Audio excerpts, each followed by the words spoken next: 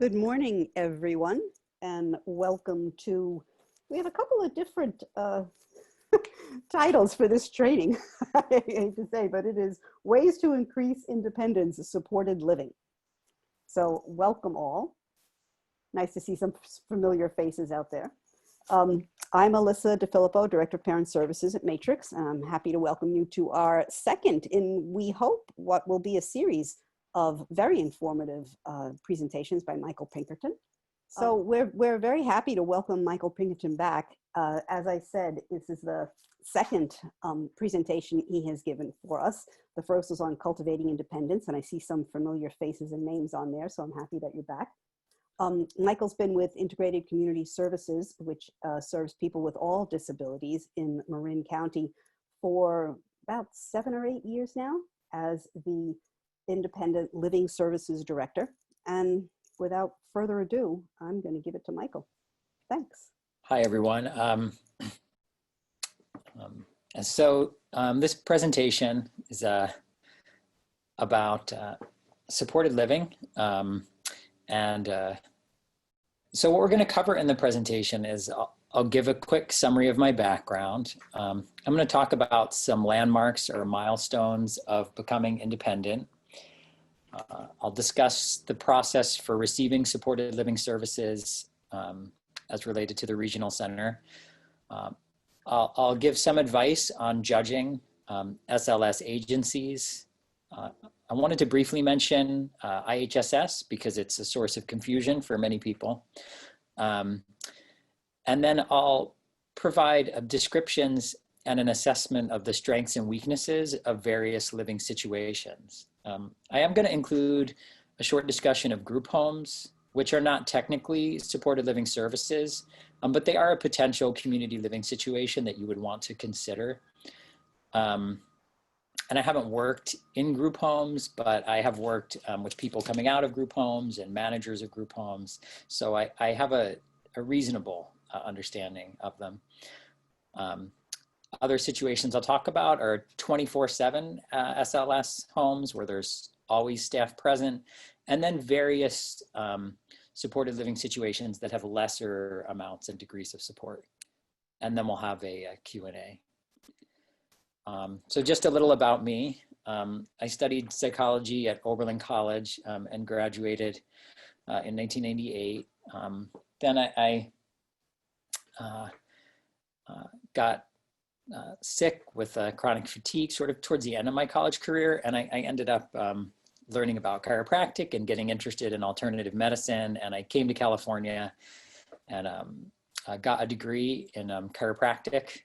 I did that in 2005, and I worked part-time as a chiropractor, but I was still very interested in psychology and in social services, and I started working. I worked in a couple group homes with kids, and then I got a job at Lifehouse, and I worked there in their supported living programs from 2006 until 2013, and was a supported living manager of a supported living apartment program and of about 7 supported living homes. And then I joined the senior management team there in 2011, kind of adding more and more homes that I was responsible for. And then I went to ICS, where I became the Independent Living Skills Coordinator in 2013. At ICS, at that time, we were providing supported living services that were more limited in scope, which I'll talk about later. And then I became the Living Skills Director in 2016 at ICS, and I'm still working at ICS. I graduated with a master's in arts in marriage and family therapy from North Central University in 2019. And I'm currently a registered associate marriage and family therapist at Seeds of Awareness in Petaluma. So I live up here, I live in Cotati. And so right now I have 2 kind of tracks. I do I'm the Living Skills Director at ICS, and then I'm working at the Holistic Counseling Center at Seeds of Awareness, and I see families and children and specialize in seeing young adults with disabilities who are transitioning to being independent. So, when we think about our children, and our children with disabilities, it's important to think about kind of what is the process for becoming independent. And it's good to think of ourselves and how do we ourselves become independent. Some kind of milestones have been things like your first trip to the mall without your parents, your first job, your first romantic relationship, going to college for some of us, the first bill that you paid, your first apartment. Well, what are some key features of each of these situations? One is being on your own, kind of out of your parents' view. One is the ability to build confidence in steps over many years. That first trip to the mall might have happened when you were 11, 12, or 13. And dating might have happened when you were 15 or 17, this kind of gradual building confidence in steps, taking these steps slowly. Some other key features are, the opportunity to engage in activities against your parents' wishes and kind of figuring out what happens when you do that. Occasionally suffering the consequences of your decisions and actually having to face some real difficulties in a variety of realms. So those are some of the key features for building independence in those situations. And of course, if you have a child with disabilities, and in particular, if your child is with the regional center, there are supports that can help your child achieve some of these milestones, in some form. So there are life skills supports. These are also called residential supports. There are pre-vocational supports, things like day programs, tailored day services, where individuals have the opportunity to learn some basic job skills and expectations, maybe to volunteer somewhere.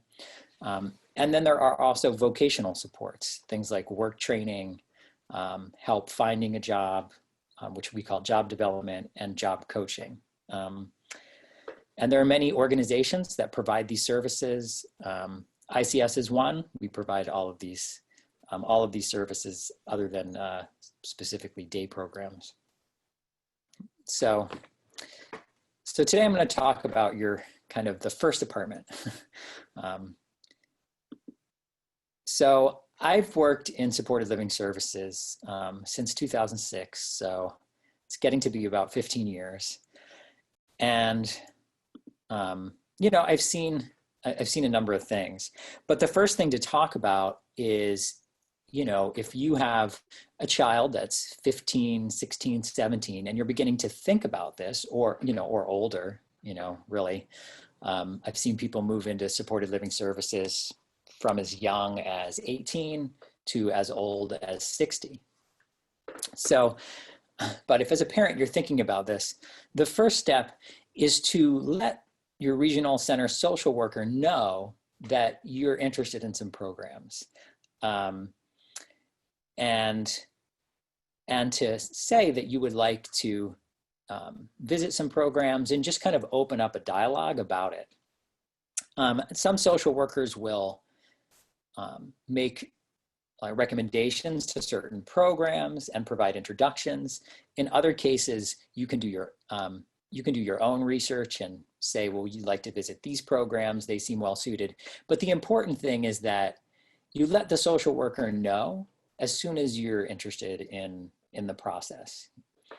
So the next step is to find a residential program that appears to be well suited to your child, something that your child likes and that you feel like would meet their needs. And once you found, maybe you find a couple programs that could work, what you want to do is you make the case to the social worker, to your child, and to the agency that this is like a good fit.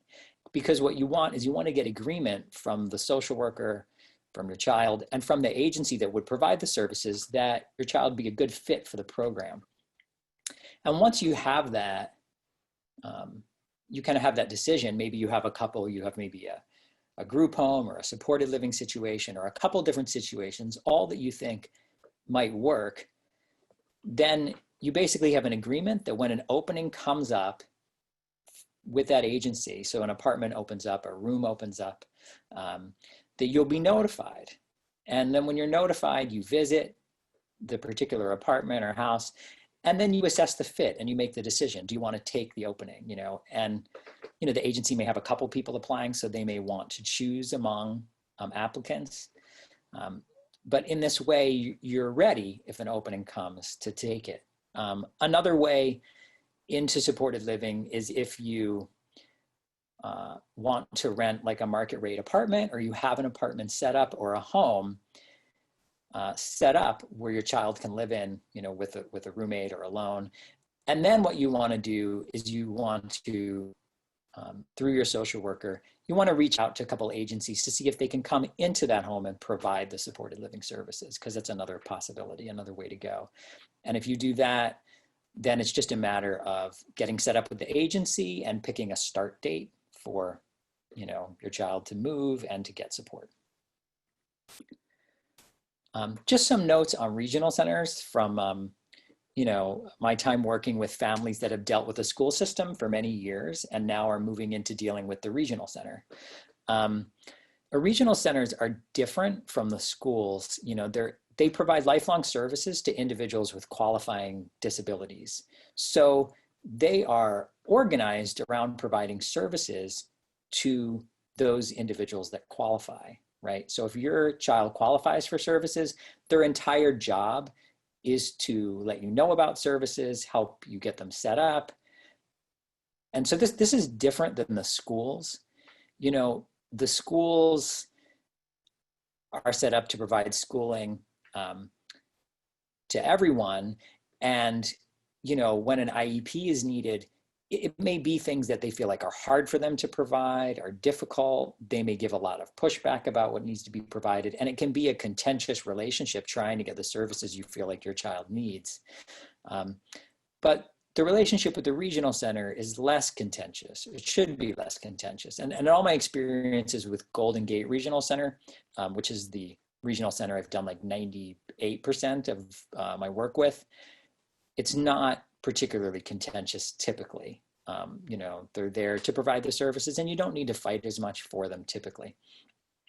They do have some procedural rules that can impact services. I'll give one example would be if your child wants to attend a day program 3 days a week, but they would also like to get an individualized day program or a tailored day service the other 2 days a week, like that's not allowed. That's like a regional center rule. You have to just be either in a day program or you need to get individualized day programming because day programs don't fit. So sometimes there are some rules that may not be flexible.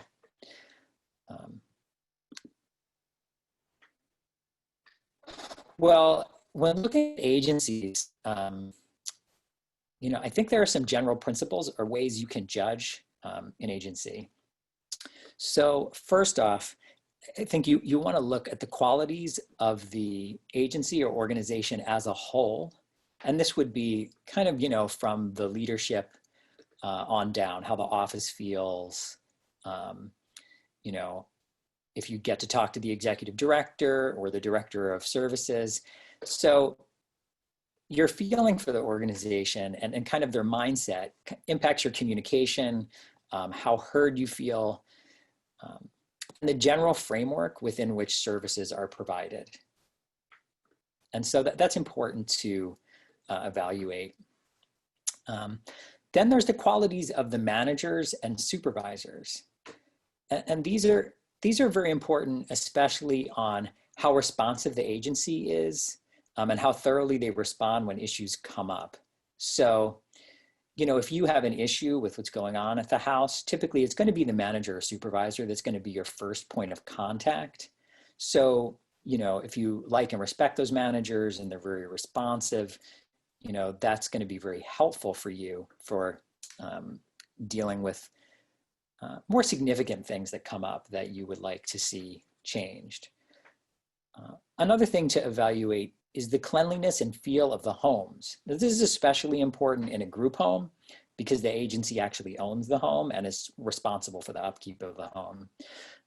It's an important measure of the professionalism of the agency, though it does depend somewhat on the amount of staffing. Some supported living situations, in supported living, it's the person's apartment, the person who's being served, the person with a disability, it's their apartment. And so their apartment could be messy. They could be a messy person. It could be somewhat their choice to have a messy apartment.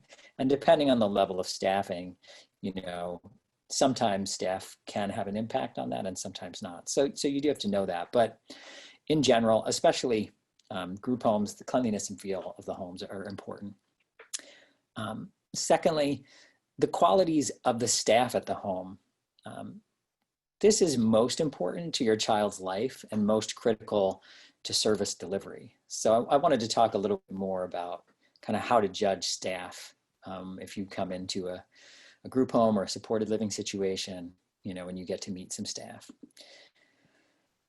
So things to observe in staff are, how do the staff interact with, with the residents, with the clients?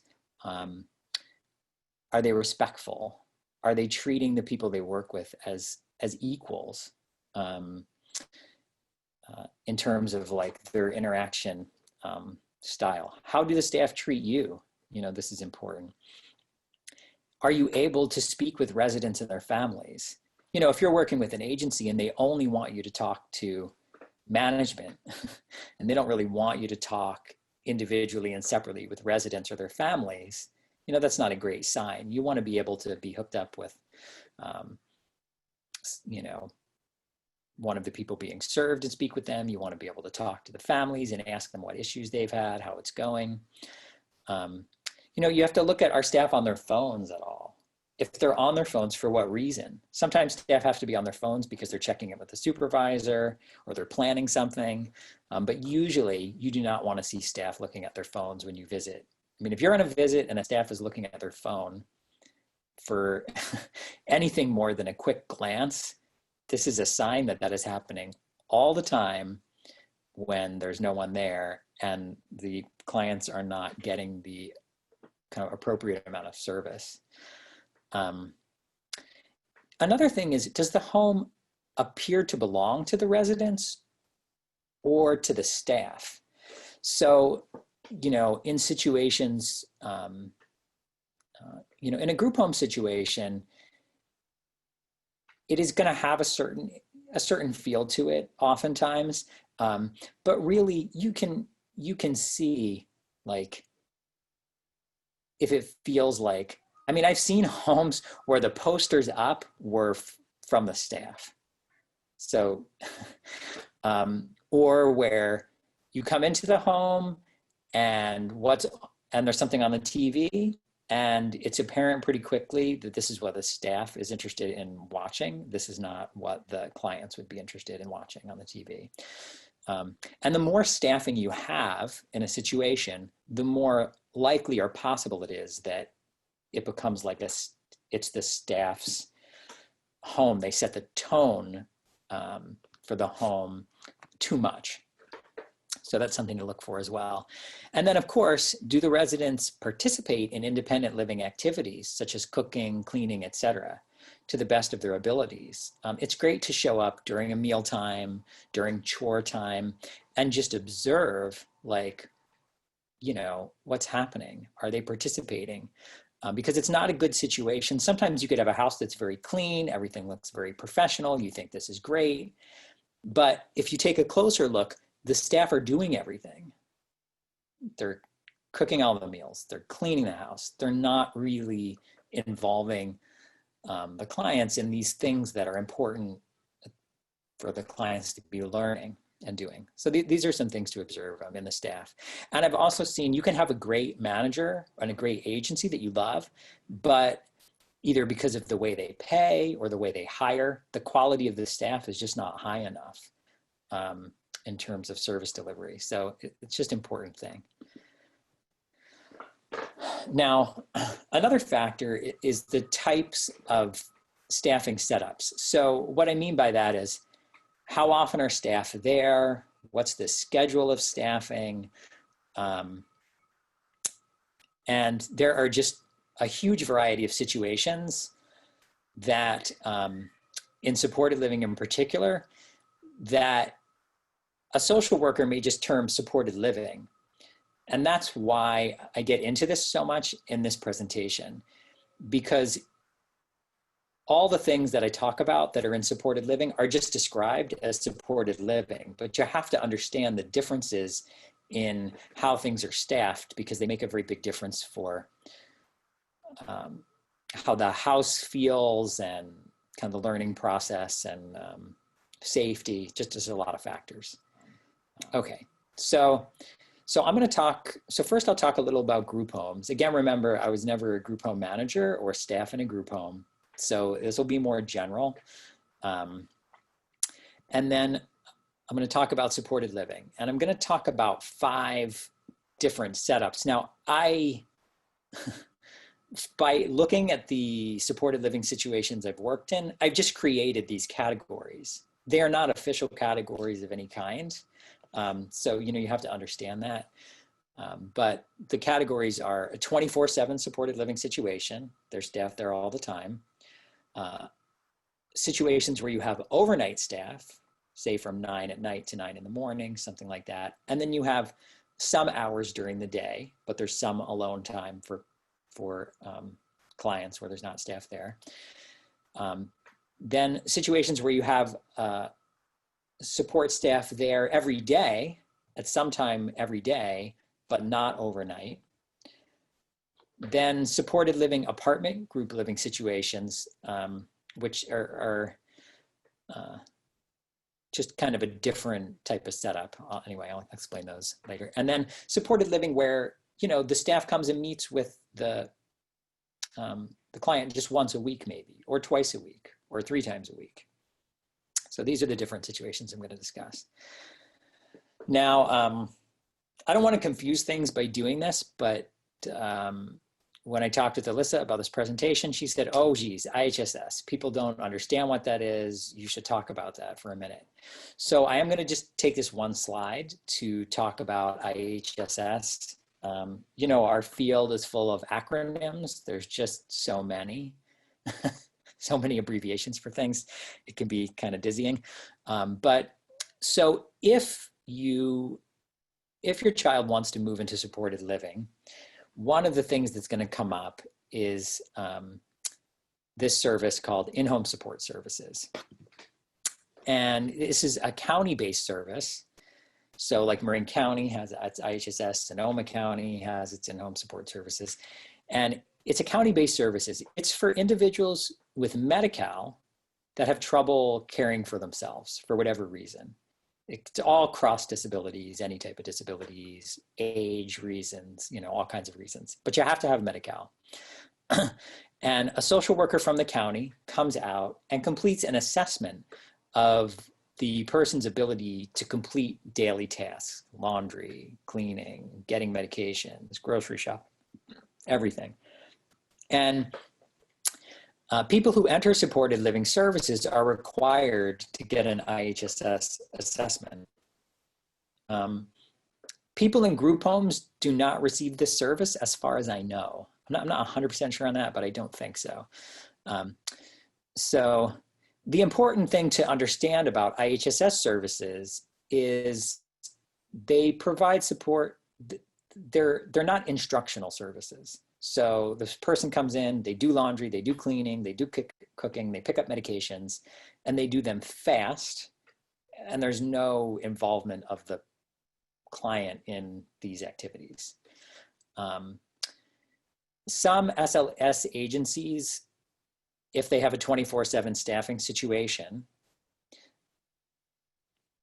because an IHSS assessment has to happen, if the person qualifies for IHSS services, they become folded in to the SLS support. And the agency's workers also are the IHSS provider.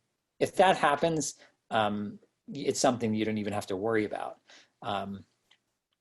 But in general, the way IHSS works is if you get the services, you have to hire an IHSS worker that would work with your child and provide this care. And technically, it's the individual with the disability who receives the service that is responsible for hiring, signing off on timesheets, and supervising the employee. But usually an SLS agency helps with the process. So that's a little about IHSS. Okay. So again, these are the various living situations that I'm going to talk about. So first is a group home. So what is a group home? A group home is a home. It's typically like a freestanding house. And most typically they have 6 beds. So they're 6-bed home and they have a minimum of 3 bedrooms. So a lot of times each bedroom has 2 people living in it. So it's a roommate situation. The agency owns the home. The home is licensed by something called community care licensing, which has all kinds of rules and inspections, which is a positive and also a negative. Staff are present all the time, and there's a variety of rules to be followed. So for example, the residents have no access to medications. The residents typically have no or limited access to money. Residents do not have access to the kitchen typically because all the food is shared. So you can't just go into the kitchen and grab a bunch of food because it may be the next day's dinner. And residents cannot be in the home alone. Even if someone would be safe and fine, that's just for licensing reasons is not allowed. Group homes work on a level system. The level determines the rules, the types of supports, the ratio of supports, like how much staff is in the home, et cetera. And again, this is not my area of expertise. I had to actually pull this next information from a website, but I just want to mention it. And then, if you're very interested in a group home for your son or daughter, you would want to talk with the social worker and go right to the agency. Some agencies that have group homes to get better information. But so currently in the group home level system, there's like 4 levels. And level 1 has kind of the least level of care, and people have to be pretty independent with no kind of behavioral issues, and they can do self-care skills pretty well. So people are pretty independent in that level. And then it just kind of goes through increasing levels. The more support the individuals need, the higher the level. So level 2, people need a little more support. Level 3, quite a bit more support, so they'd have more staffing. And then level 4 are homes where can be some pretty severe behaviors, self-injurious behaviors, and there's actually like 4 levels among that level 4. And they have to do with just, those situations, or for individuals that would have a great difficulty living and keeping themselves safe. So some potential upsides to a group home. Well, the home is a community. So, if it's your first time moving out, here's a community of 5 other people you're living with. It's a pretty integrated community. People do things together, have meals together. You're not like, you don't have to pay bills. Those things are kind of taken care of already. You would typically, people in group homes work on cooking and other living skills a couple times a week. Safety and security are really paramount. The homes are licensed. If your child needs to really have no access to their own medications or no access to food because they would really overeat, or their diagnosis would cause them issues with food, it's very easy to stop access to medications and food because that's built into the system. So it's not the person's home, it's not. So they don't have the same rights to food, to medications, et cetera. Their access isn't the same. And it's affordable. So someone on Social Security who gets services from the regional center can move into a group home if a spot opens. And that's helpful, especially in Marin County.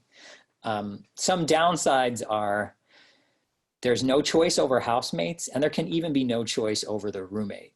So the person you're sharing a room with, you've got like zero choice over.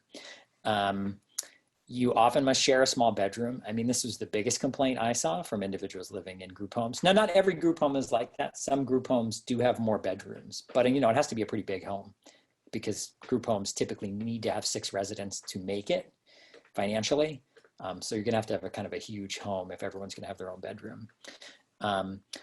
Again, the clients are not allowed in the home when the staff are not present. And there's no chance to build independence around finances or medications. You just can't. You're really just not going to be very involved with that. I mean, there could be some exceptions around finances, but certainly not around medications. And again, you must leave the house if everyone goes out with staff. So, sometimes a house will plan an outing to a baseball game and somebody doesn't like baseball, they don't want to go. So they can't just stay at the house unless if a staff person is willing or able to stay, but usually you would need 2 staff to go with 5 people on the outing. And then the person would have to go home and visit their family if they don't want to go, or they might have to just, I don't know. I knew one guy, he would just go walk around the mall for a couple hours at a time if he didn't want to go with everyone else. So I'm just going to briefly talk about someone that I knew who was in a group home, and then he moved into a supported living situation that I was responsible for. He came from a group home that was well run. It was a nice home. It was a good home. But this is a story that's going to highlight some of the shortcomings of being in a group home setting. So he was an older man. So he lived in this group home probably for like over 20 years. He was about 60. And this opportunity came to move into a supported living situation where he would have his own room. The decision was made that he would move. In the group home, he had many behavioral issues. He would repeatedly lose his temper, at least every month. He'd bang his head on the wall, make holes in the wall. He never assaulted anyone, but he was very intimidating when he got angry. So I was concerned, obviously, because he was coming into this supported living situation where he was going to have one roommate in a 2-bedroom home, spacious, kind of condo style home. And he had one incident where he got really frustrated about money in 2 years. So in kind of speaking to former staff about this, I learned that his issues were almost always related to getting along with others. And in the group home environment, there were so many different needs and so many people to get along with that just led to a lot of frustration for him. And that was why he had so many incidences. That's there's my group home story. Okay, so another situation is an SLS home with 24/7 supports. So this is typically, it could be a home, it could be a condominium, or it could be an apartment, 1, 2, 3-bedroom apartment. And the individual living in the home rents or owns the home. So it's not owned by the agency.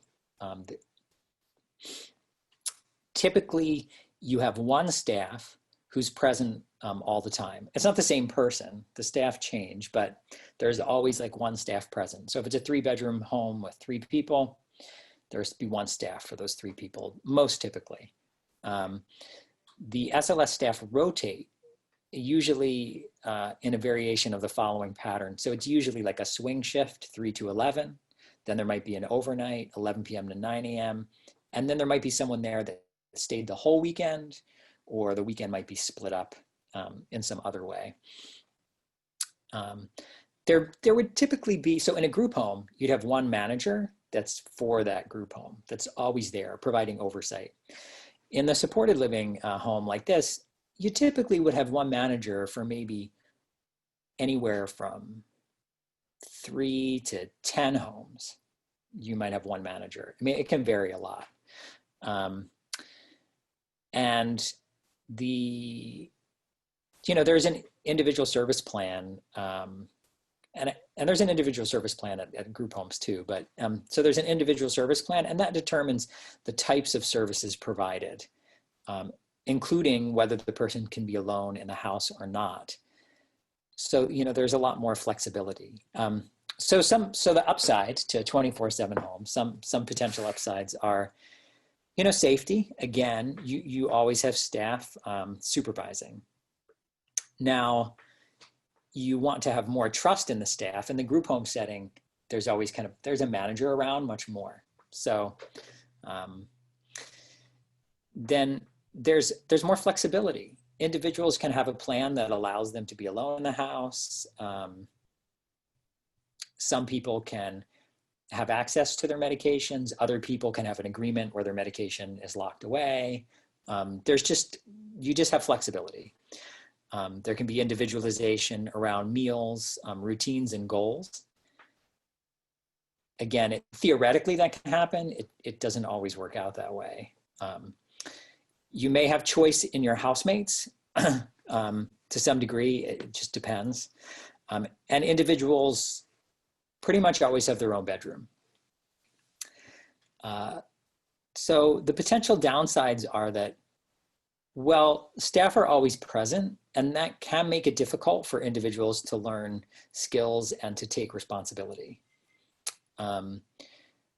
Often in these settings, individualization is difficult as the staff is working long shifts with like 2 to 4 individuals. From my experience, when there are long shifts, like 8-hour shifts, often staff, they'll lose motivation. I hired some people that were very good employees at their previous jobs, and they seemed like they were good employees when I hired them. And they had initially a lot of motivation to kind of work with the clients, and due to the long shifts and the clients not having a lot of motivation, this staff really fell into some bad patterns sometimes on these long shifts. And I think that's something that managers are often competing with, is the difficulty of staff maintaining focus over long shifts and doing good work. Also, the house may appear that it belongs to the staff, not the residents, because the staff is there all the time, especially in where you have a Monday through Friday staff that's there during all the waking hours that people are home. So a lot of times the clients go to day programs in the morning is a common thing, and then they'll come home at 2:30 or 3. The staff is there from that time all the way until they go to sleep at night, the same staff Monday through Friday. And that person can kind of dominate the house in a not good way sometimes. So I wanted to just tell a story of a home that I worked with, and this was an interesting home because we had 3 individuals, and they were all very different from each other. They would be considered like a big mismatch. If you looked at them on the surface, you'd be like, why are these 3 people living together? A couple of them had moved from a group home, another came from a family home, and these individuals included someone who was minimally verbal and 2 individuals who were in the moderate range for intellectual disability. So these were people who were not going to be, moving towards a situation where they were very independent and had minimal staffing. They were going to likely be in a 24/7 staffing situation for the rest of their lives. But because it wasn't a group home, we were able to be a lot more flexible with things. So one person needed staff at all times. They always had to have staff there in the home. So, that was very clear to staff. This person was not to be left alone. We had another person who could be left alone as long as there was a staff in the immediate vicinity. And there were some other homes in the area, so there could be a staff next door. We would just tell the person the staff was next door. We tell the staff, don't go anywhere. Stick around. And then we had a third person who could be alone for up to 2 hours, even if staff was completely out of the area.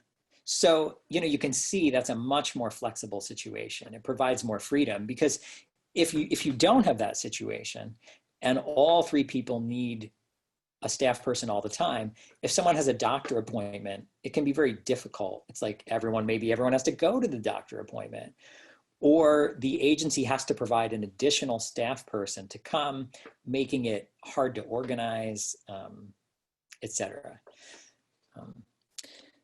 So let's see. And this home works surprisingly well with that flexibility, with having other homes in the area. And so I wanted to bring up a memorable situation. And I think this is just more informative, and especially in thinking of when, as a parent, you're like out of the picture, say, and your child is surviving you, and you're not around anymore. It's kind of remembering the importance of trying to write certain processes into the plan. So I worked with a person, they came from a group home, and they had a medication they were on. It was an anti-anxiety medication. And after working for, 6-8 months with this person, I just started wondering, like, why is this person on anti-anxiety medication? They don't seem anxious. And the person was not especially verbal, so they couldn't really explain. And so I asked the previous group home, and they said, oh, well, this person was on the medication before they came to our group home. I was like, oh, okay. So we went to the doctor and discussed it. And the doctor said, well, why don't we try a trial of stopping the medication? And we did. The person never had any problems with anxiety after the medication stopped. And so, it's important, if you're not gonna, it's important to build into a plan, like a periodic checking of medications and what's happening, so things aren't just inherited. We had another situation that was where someone came in and in their record, it said they had hepatitis B. And we were like, oh boy, we got to take these precautions, and people, and a lot of stuff had to happen. And, we were at the doctor a year later, and we asked about retesting, and they said, oh, sure. Yeah, we'll retest.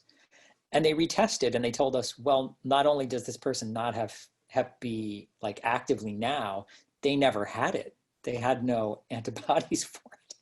So I don't know how this got in their record. It could have been like, it could have been a rumor from before, or the person could have said it. And because that's a serious thing, the staff could have believed it. It got in the record. And, in both cases, these were individuals whose families were no longer around to provide the context and the support for like what's going on. So it's just, important to try to write something into the plan that involves like future checking on things of this nature. And you want to make sure you really trust the agency that you're working with, and that you like them, and that they're really going to follow through on things like this. Okay, well, what is an SLS home with overnight and some day supports?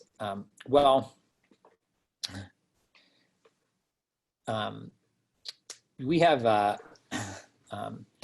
these are homes or condominiums or 1, 2, or 3 bedroom apartments where we provide services, and the individual, again, they rent or own the home. There's staff present overnight, usually 9 p.m. to 9 a.m. or some variation. So it's the same as a 24/7 situation in the sense of the type of setup and the renting, but you have staff overnight, and then the hours during the day, they would usually be at times of higher need, like dinner and breakfast, such as like 4 to 6 p.m. every night. So you have some time when staff are there, some time when the person is alone. Weekends might vary between a few hours to many hours of day support. And again, there's going to be a manager or assistant manager normally attending to several similar homes. So the potential upside of a situation like this is safety. There's still a lot of support. There's going to be someone there every night. There's going to be someone there during the day every day.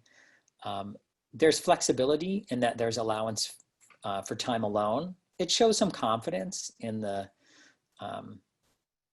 it shows some confidence in the individual that they can be home alone, and that's like acceptable, and that's okay. Individualization around meals and routines and goals can happen in reality. So the reason why I write that in reality as opposed to theoretically is because the day shift is shorter. And on a shorter day shift, it's much easier for the worker to be very focused and just do the critical work on the goals. So, you know, a 3-hour shift versus an 8-hour shift. On a 3-hour shift, the person comes in, maybe it's dinner time, they work on cooking the meal, they involve the person in meal cleanup, they do one chore. And it's 3 hours to do all those things. So there's not a lot of time to lose focus and this kind of thing that can happen on longer shifts. Person may have choice in housemates again. So the potential downside, of course, to this setup is, well, individuals are without staff sometime every day. So, you know, depending on level of risk, you know, that's important. That may not be acceptable in many cases, or it may take time to build up to getting there. And again, even though there are times when a person is alone, there is still a very high staff presence, and it can mean less ownership over the home or responsibilities. So a lot of times in these situations, the client in the home will wait for the staff to come to do chores, even if they're capable of completing those chores on their own or cooking on their own. They'll wait for the staff to come, sometimes because they feel unsure and they want the help,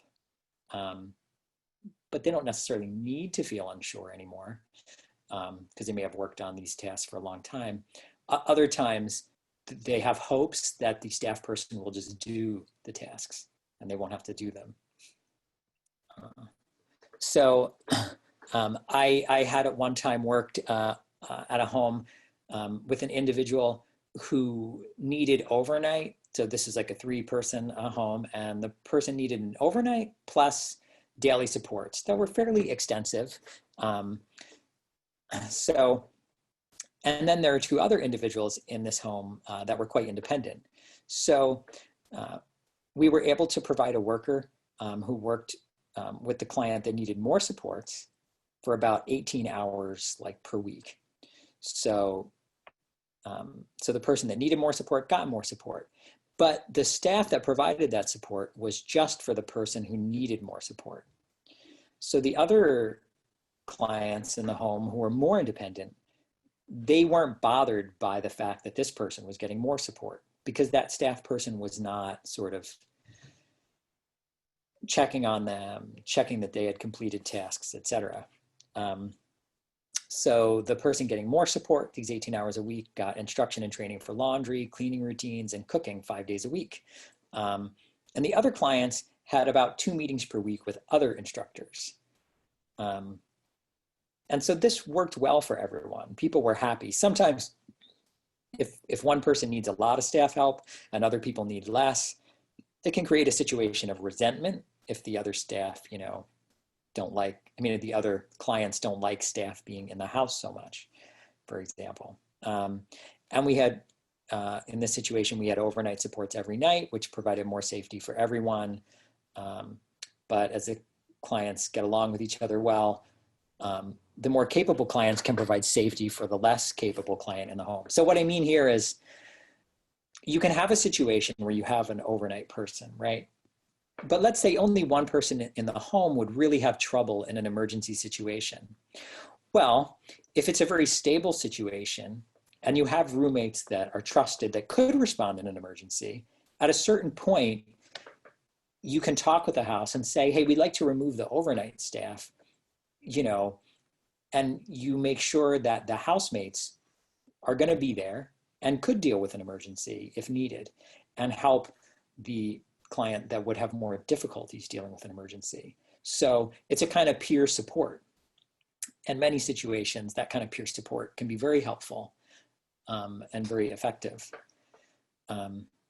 You know, some of the issues, like at one house where we had this kind of a setup where there was not a lot of support on the weekends, for example, there was an argument between 2 of the people in the home, and they couldn't resolve it. You know, one person had kind of tunnel vision, the other person was a little bit like paranoid, and they just argued, and the police came. And so we had to add in more supports. They couldn't be left alone together because they couldn't manage their relationship well enough. But this also story illustrates the fact that the regional center, if difficult situations come up, will often be able to provide like more support. So supports can be flexible. You can have more when there's an emergency. You can have less when things are going better.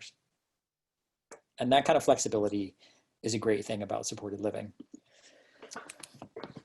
Okay, well, another type of situation is a SLS home where you have supports every day, but no overnight support. Again, it's the same kind of setup with a home, a condo, or an apartment, where staff is present like on a daily basis for some amount of time. And the weekends might vary between 1 hour to many hours a day of support. Again, you'd have a manager or assistant manager normally attending to a large number of similar homes. And each person in the home, of course, has an individual service plan for what's going to be provided. So the upside to the everyday supports are, safety. There are eyes on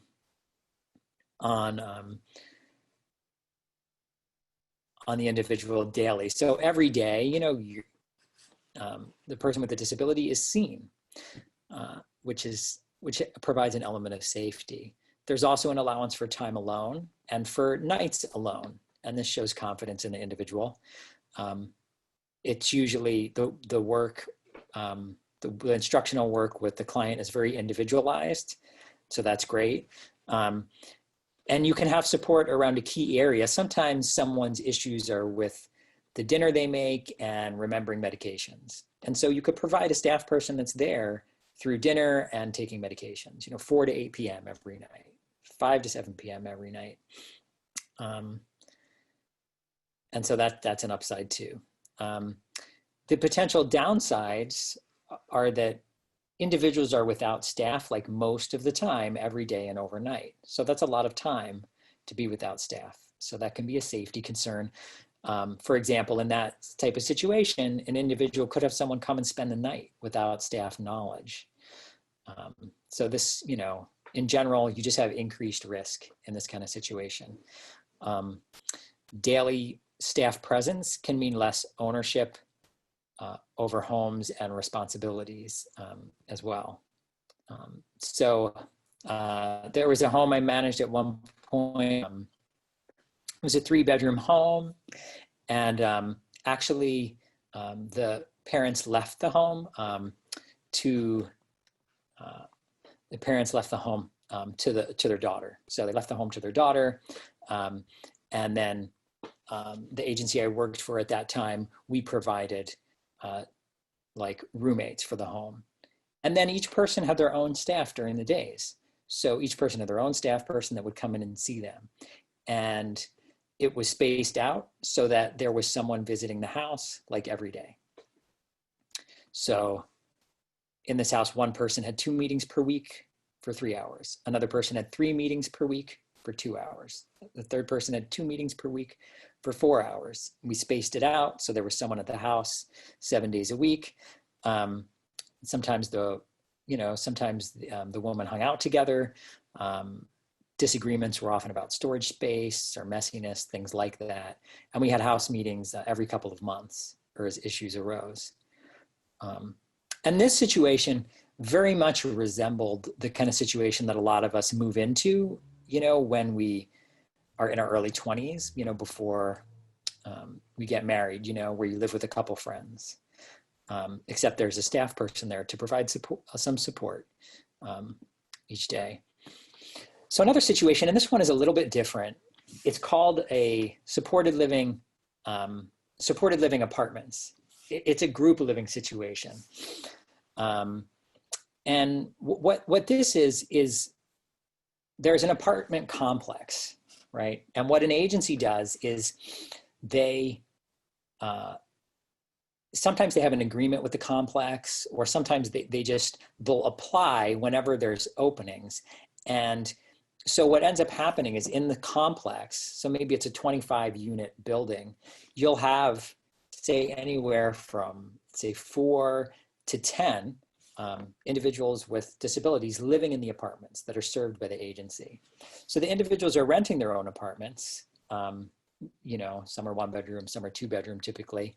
And what you do is you have a staff who comes and they kind of visit everyone. They kind of make the rounds, visit everyone in their apartments, check on them, see how they're doing. And again, there may be a manager just for that apartment complex or maybe for 2 complexes. And sometimes the manager or the assistant manager actually lives on site in one of the apartments and they can respond to emergencies. These can be really good setups. So some potential upsides to these setups are that, again, there are eyes on the person daily. There's always staff around that's checking in with everyone. There's real ownership of the home or apartment. You know, if you visit a supported living apartment, you know, group kind of situation, each person is clearly living in their own home. And, you know, there's no kind of staff domination types of issues. Individualization can happen very easily.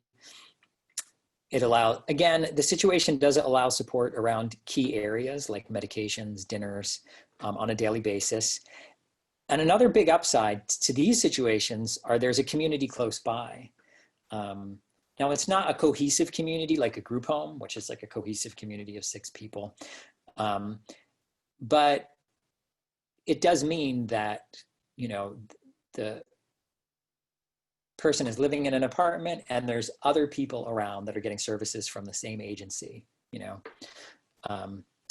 And they can do things as a group sometimes, like, anyway, I'll talk a little bit more about my experience managing a situation like this. So the potential downside of this are, again, individuals are without staff most of the time, every day and overnight. So that can be an issue, a safety issue. Individuals could have people spend the night without staff knowledge. So, you know, that's, of course, that's a risk. So in general, there is increased risk, though things do tend to get discovered quite quickly. It is like a small community. There are staff there every day. So, you know, things typically don't get too out of hand.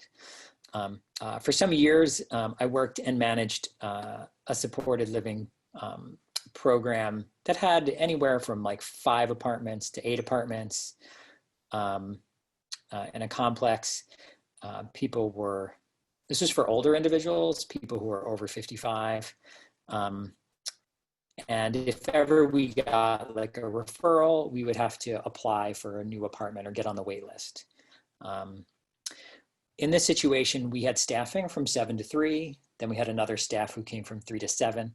And then on weekends, we had like a 12 to 5 staff person. The clients who were living in these apartments were friendly with each other. Everyone knew each other. Some were closer with the group, some were more distant. In these kinds of setups, often what will be done is that each person has a day for more support when they might do grocery shopping, work on more chores, do medical appointments, etc. But everyone would get a daily check-in, see how they're doing, everything's fine, did you take your morning medications, did you eat today, you know, those types of things. Again, it's very flexible. So we had someone that needed help with dinner every night, and we provided an additional staff that would come 5 to 8 every evening to work with that person.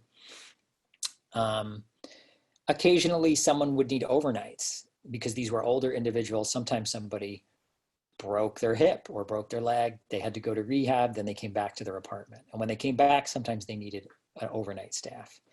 And then we'd have an overnight there. And that overnight could also provide check-ins or support if needed. And I have a story from this situation, which is a story that I relay to all of my staff working. So this was in this supported apartment setting. So we had someone new come into the program. This was a guy who was, he was already in his mid-60s when he came in. And his family insisted that he could not use his stove independently, but they would never tell me why. They just said, you can't let him cook by himself. You can't do it. And I said, oh, okay. Um, so, so what we did was, the only way for us to handle this was to remove the burners. He had like an electric stove with 4 electric burners. So he agreed to this. We take off the burners every day. We take off the burners. And then when he needed a meal cooked, we would go and get the burners. Someone else allowed us to keep them in their apartment. So we go and get the burners, put them in, and then we would cook or he would cook. And he actually loved to cook.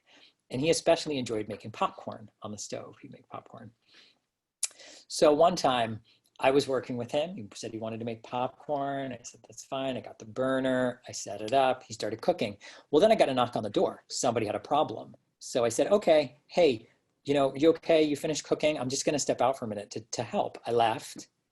I came back maybe 15 minutes later.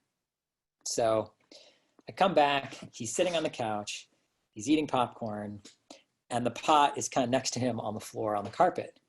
And I was like, okay, so I walk over to him, he's enjoying his popcorn. I notice the pot and I just go to pick it up. Well, the pot is like melted and burned the carpet under it. So like at that moment, I understood okay, I see, I understand why. And it's interesting because later, this person was older and he passed away. And I was talking with his family, and his family explained to me that over the years, he had lived in different settings and, he had like nearly set places on fire before by making bad decisions like this. And it was an interesting story, but what's important here, I think a big take-home point is you really need to explain to the agency that's working with your child if there are any really significant risks, and really tell the story of what happened, because it will really help the agency understand, and it will help them be on board, because some things are considered, like taking this guy's burners. It was like a violation of his rights. He has the right to have those there. And because the family insisted on it and he was okay with it, we were able to do it. But I had wished I had got that information before, because I never would have even left the room for 10 minutes when he was cooking if I had known, if I had known that. But I think families can be worried that an agency won't take, they won't want to, they won't want to accept your child due to, some risk area. But having all the information is really important. Okay, so the last situation just wanted to mention is a situation, and this is the situation really when I started at ICS that we provided like 90% of the time. And what this is people have their own apartment or their own home, and we provide services either 1 time a week, 2 times a week, or 3 times a week. And so someone might do all their grocery shopping, planning for the week, et cetera, in like one meeting, to go over all the mail, do all the financial planning, like everything happens, say, in 1 day or 2 days or 3 days during the week.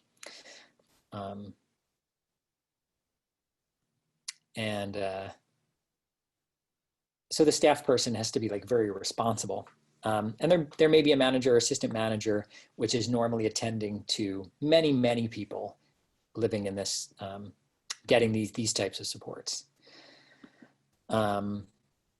So if it's possible to work towards a situation like this, it really has a big upside to it. There's a real freedom to live an adult life. There's real ownership over the living situation, as staff are there only a small fraction of the time. It's very individualized, and you can still have support around a key area. So, I mean, we even have people who have an agreement that they're not going to use the stove. Like, that's just not safe for them. And 3 times, so they get met with, say, like 3 times a week or twice a week, and they'll cook a couple meals on the stove with staff there, but then they won't use the stove the rest of the time. And so they'll have like all of their dinners, but they might then go out once a week or use the microwave, which say they can do safely. So, you know, if this can be a really good situation for a person who can be trusted to not engage in any risky behavior when you're not there, who has good routines, you know, something like this can work. Of course, you know, the downsides, individuals are without staff most of the time, every day and overnight. If the individual tends to find trouble, like they have friends who would take advantage of them, boyfriend, girlfriend situations that are not okay, you know, this is not a good situation typically, because a person can hide what they're doing much more easily if you only see them once a week. So that's a potential downside. And, you know, I've worked with married couples, a few different married couples, living on their own in a small home setting or apartment settings. Worked with some people who needed like phone calls to make sure they took medications, and then they were seen for longer periods, 2 days a week. Couples, you know, very routine based, and their life was really similar to any married couple. And over the years, I've, you know, worked with several different couples that had this kind of support. And again, at ICS, we do, right now, we do the range from 24/7 all the way to individuals who are very independent and seen just once a week. Though the majority of our people are seen more minimally. And so it's possible to start off with more supports and to move towards less supports, which can be ideal for a variety of reasons. It allows for gradual growth, allows for peace of mind for parents, as it's a slower process. So someone could start in a 24/7 supported living situation and then move into a situation just with overnights and some day supports, and then move into just having day supports, etc. The difficulty is that is in an ideal situation, so it can be very difficult to make that process happen. Because, for example, agencies may not have multiple situations for someone to graduate through. An agency might just have group homes, or they might just have 24/7 situations. So in that case, you know, moving will involve a whole change of agency, a whole change in staff, you know, which is a big deal. Also, you know, you move into a situation, and if your whole community is built in that area, moving can cause a loss of community. Also, like, if you live in a home, let's say your son or daughter moves into a home and they become increasingly independent, but their housemates don't, it may not be possible to reduce services then. So the services stay the same, and that can get in the way sometimes of your child's like ongoing growth and independence. So, you know, it's very helpful before moving to have a plan. I would recommend working with an advocate, like a knowledgeable therapist, or an agency that provides supported living in many settings. Even just 1 to 2 meetings to discuss the situation can be very helpful in planning. If you do work with an agency, you know, I think it is important to be cautious that you trust the agency, because they may have a vested interest in steering your child towards a certain program. And I would recommend, if you are dealing with an agency, maybe with upper management, that you do talk, that you have a contact that's a more ground level person, like a manager, that works directly with the clients in the setting that your child could potentially move into, because they will much better be able to say if it's a good fit. A lot of times people at the higher levels, you know, they know their program is good, so they just feel like, hey, everything's going to be great. All the situations are equivalent, but a ground level manager will know better what might be a good match, you know, if they get to know your child. So just in summary, moving out is a big step. And it's not, you know, it's not always the appropriate step. It can be reasonable for a child to stay at home and live with family. But in terms of, for many people, it is really a goal. And it's a big step. So you want to think about how to evaluate providers. You want to make sure you understand all the options. And just as a general rule, as safety increases in a setting, often freedom decreases. As support levels increase with having more staffing, often motivation to become independent decreases. Initially, often the balance should be more on the side of safety and more support. But then over the long run, when possible, more freedom and less supports may be more important to growth. And it can be, again, helpful, at the start to seek out someone to help you evaluate options. Good. All right. Thank you very much, everybody, for coming. Hopefully we'll have another presentation from Michael Pinkerton at some point in time in the future, and we'll take it from there. All right. Thanks, Okay. everybody. Bye. Bye.